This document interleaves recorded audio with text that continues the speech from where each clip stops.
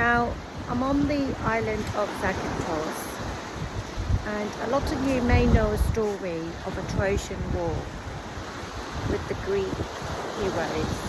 There's a gold age, there's a silver age, there's a bronze age, there's a hero age, and I believe there's an iron age. And if I've missed one, please do write and say so. But there's a hero called Odysseus, and he goes to the Trojan War and they win. And then he has this mission to get back to his wife Penelope. And Penelope lived on the island behind me, which is called Cappholonia, so another Greek island.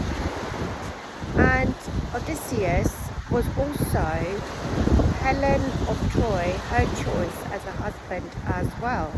So it's very he had sort of like some type of personality that was very attractive.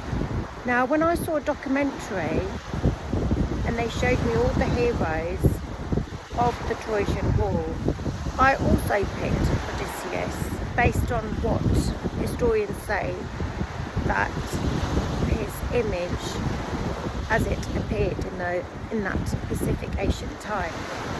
Now, Odysseus wins the war, goes back on his boat with his men and tries to get back to Cappholonia, which is the island behind me. I'm on Zakynthos. So he goes into the ocean, the Mediterranean Ocean, and he meets a giant. So ever heard of the story of King David of Israel and the giant as well? Well, there was a giant in the ocean, and his father was the Greek ocean god. And we'll upload a picture so that you can match who it is. They're legends, maybe that's why they're called gods. But in Asia, in Pakistan and other places, Middle East, Asia. So Pakistan for me, I'm British, but of course born in Pakistan. The saying is, a lot of these stories about giants, about sea animals, snakes, two-headed snakes, mermaids, sirens that seem to sort of possess you, they're all jinns, meaning ghosts. So I accept it like that. So then he fights this giant on one of the islands as he crosses the Mediterranean to get to Cappholonia, and he kills the giant. He has to stay on the island. The giant sort of has him in capture, but he escapes with his men, and they do kill him. Now, the giant is the son of the sea god, so the sea god is not happy. So he curses Odysseus that he will never return to his home where Penelope is based, Cappholonia, where she's located in his history. So then he ends up trying to figure out a way in the Mediterranean to get to that part of Cappholonia, the island. And he goes past a set of mermaids, sirens that tried to possess him. Even sort of that task, he also sort of achieves a victory and keeps continuing, but he never gets to Cappholonia. And then he ends up near the Greek myths of the underground, so you have to read it to understand it. And then later on, he also lands up on another island, and then there's another lady, and she also picks him for a husband, but he sort of lives there, but he doesn't sort of commit to her. He's loyal, but he doesn't commit to her because on his mind, the only lady for him and his whole reason of being is to get back to Cappholonia, to his wife Penelope. So then he leaves that part. I sort of see it as the north part of the Mediterranean, possibly just above Italy. So then he leaves, goes back into the ocean and the Mediterranean Ocean on a journey, on a boat, and then sort of comes across a few other sort of bad situations, and then eventually, somehow 10 years it takes him from the Trojan War to all that happening, 10 years, he lands up on the island of Cappholonia. One of the heroes, it takes them 10 years. That was a test from the universe. Then he goes goes into the court of Penelope, and Penelope is now seeking a new husband. So she's got all these nice looking men, as you would expect in that time, trying to win her over to be her next husband.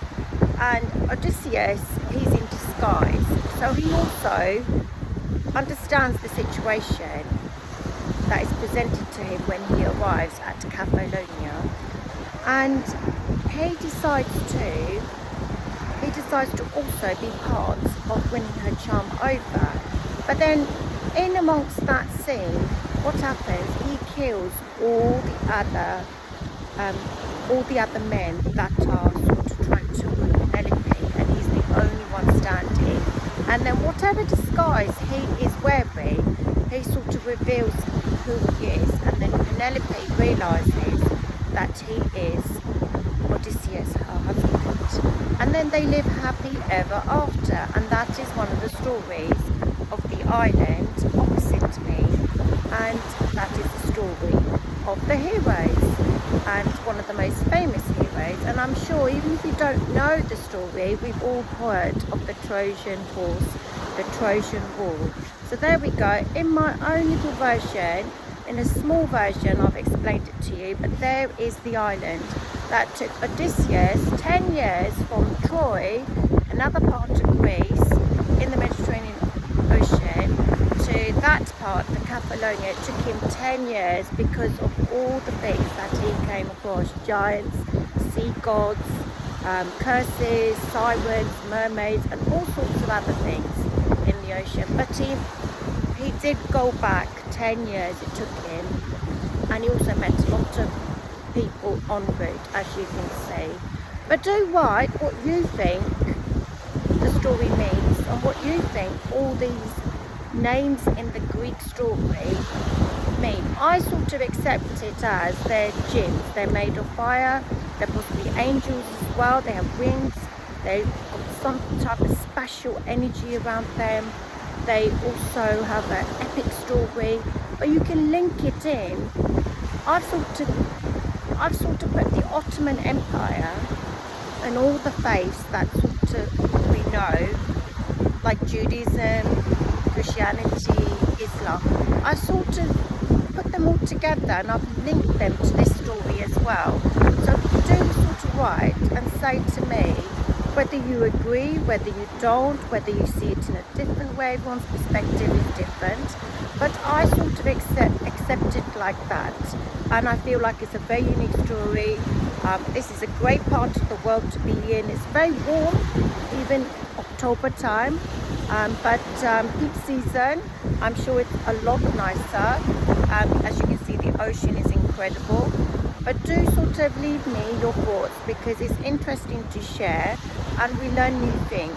Every time I discover the meaning of life, I learn something new. So I hope you agree with that.